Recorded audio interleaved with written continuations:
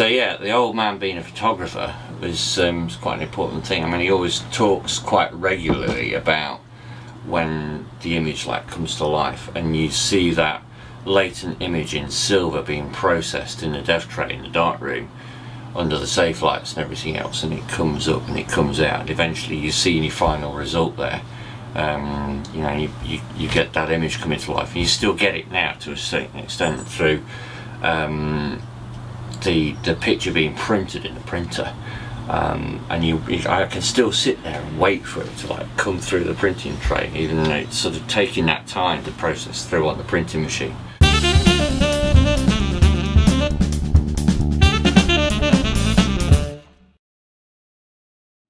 And soothe people, you know, you've really got to soothe people and understand some of their needs on a wedding day, and really say, look, you know, let me help this or sort this out or whatever else.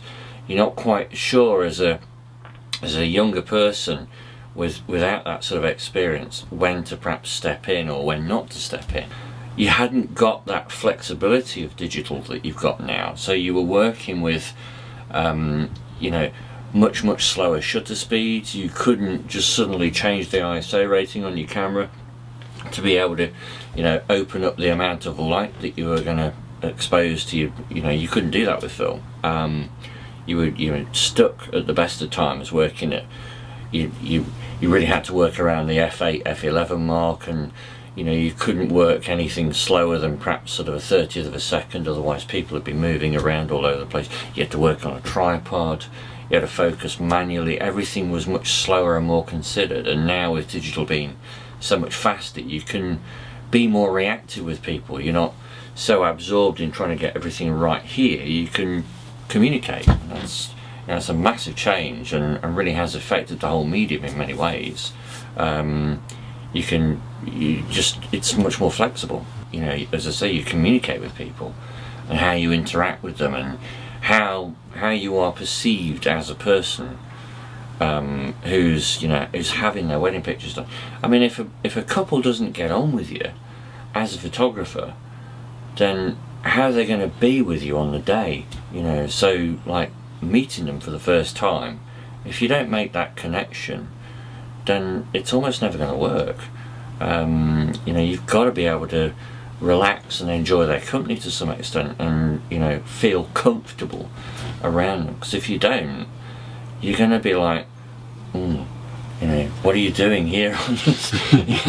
and I just wouldn't be right. And you know, different people will pick different photographers primarily for that reason, not because they're even the most amazing picture taker. I think you can get some probably really very average photographers, but as long as they can get on with the person, that's what fundamentally matters.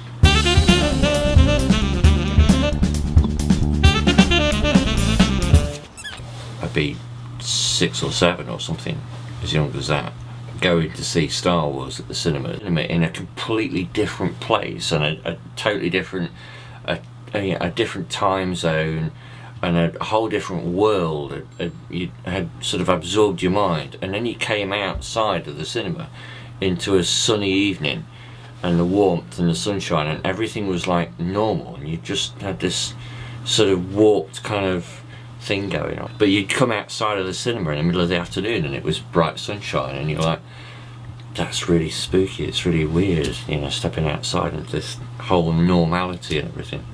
But I mean, one of the recent films that I've absolutely thoroughly loved was Mongol, just for that wonderful cinematic experience. I mean, I'm not a big fan of like looking at subtitles because I'm not really a big reader and stuff, but that just, you know, I just loved the film for its sort of whole, you know, the wonderful viewpoints and the landscapes and those warm colours and everything else, and it was just lovely. Beautiful film to go and watch.